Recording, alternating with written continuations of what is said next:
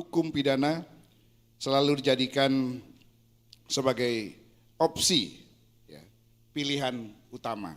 Sementara ultimum remedium yang Saudara Pramodus sampaikan, harusnya inilah yang dijadikan pilihan utama, bukan pilihan yang terakhir. Sehingga sanksi administrasi dan sanksi pidana yang selama ini belum mampu menjadikan instrumen penyelesaian bisa kita jadikan sebagai maksimum daripada pengalihan negara. Hal ini tentu berbeda dengan prinsip primum remedium yang menjadikan sanksi pidana sebagai pilihan utama sebagaimana saya sampaikan tadi. Jadi memang pilihan-pilihan ini sulit.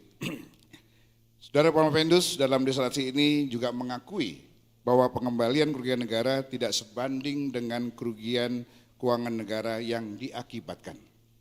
Karena itu menurut Saudara Pramodus kira-kira ini pertanyaannya, prinsip amanah yang lebih efektif dalam mewujudkan pemberantasan pengalihan negara ini, pemberantasan korupsi dengan utamanya pengalihan negara, apakah ultimum remedium atau primum remedium?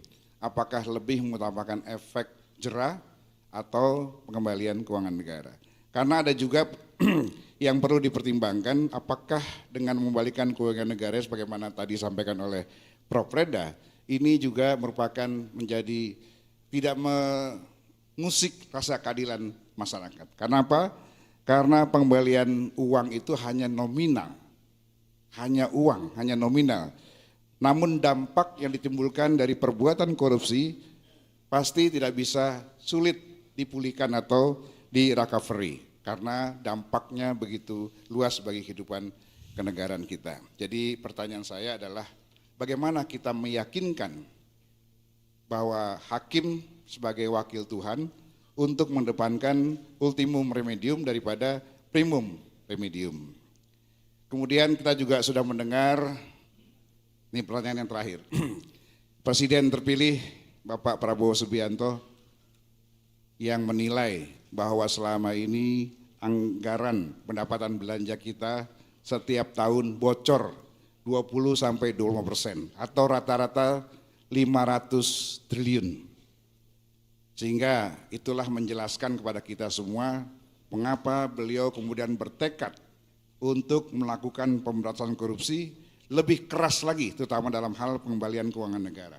Ya, karena kebocorannya hampir rata-rata 500 triliun. Bahkan beliau sudah akan menyisikan dana untuk pemburuan koruptor kalau perlu sampai ke luar negeri. Nah, bagaimana pandangan saudara atas semangat Presiden terpilih ini, dan apakah prinsip yang saudara usulkan ultimum remedium ini tepat dikawinkan dengan semangat pemberantasan korupsi yang sedang didengungkan oleh Presiden terpilih Pak Prabowo Subianto? Kalau tepat, bagaimana kita cara memulainya?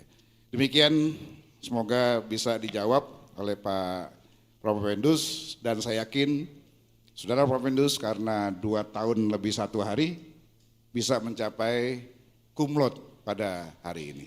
Sekian, wabillahi taufiq wal hidayah. Assalamualaikum warahmatullahi wabarakatuh. Dipersilakan Promovendus untuk menjawab pertanyaan dari Pak Dr. Bambang Susatyo. Terima kasih Pak Dr. Bambang. Ternyata Bapak lebih lama dari Pak Reda, Pak. Dan bawa-bawa Presiden Prabowo lagi, Pak, nanti, Pak. Dan semoga saya bisa menjawab dengan seksama apa yang tadi Pak Dr. Bambang sampaikan, prinsip dari ultimum remedium atau yang tadi dimaksud bagaimana untuk membuat orang jera. Rasanya sebelumnya saya sudah sampaikan, tidak akan pernah punah korupsi di Republik ini. Dan tidak pernah punah juga jera orang akan melakukan korupsi. Dan makanya kenapa saya menyampaikan disertasi melalui ultimum remedium ini adalah untuk meringankan negara daripada kerugian negara dengan cara yang memang tidak bisa dengan kaki kita saja, kaki bersama-sama dengan lembaga pemerintah, para stakeholder, Bapak sebagai Ketua MPR itu harus ikut serta melakukan apa yang menjadi tuntutan bagian dari negara untuk mencapai kemakmuran dan masyarakat yang adil dan yang luar biasa.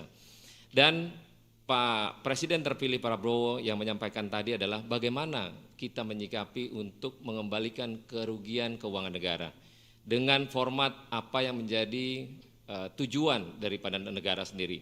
Tapi minimal Presiden terpilih sudah memberikan statementnya untuk memberikan satu korupsi agar gimana caranya melakukan minimal tidak korupsinya tidak habis, tapi meminimalisir apa yang terjadi korupsi di Republik ini.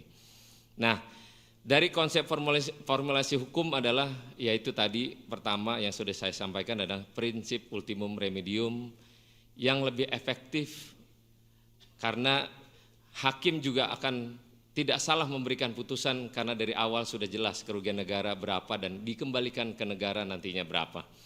Yang sebelumnya di bidang perpajakan juga sudah berlaku dengan proses yang sama, restitusi, tapi untuk pidana hukum tentang korupsi belum terlaksana. Maka mudah-mudahan kami semua yang ada di lembaga dan di DPR bisa mengupayakan agar menjadikan tujuan terkait dengan ultimum remedium ini terlaksana di kemudian hari. Demikian Pak Dr. Bambang. Baik, kita beri aplaus yang meriah kepada Promovendus. Selanjutnya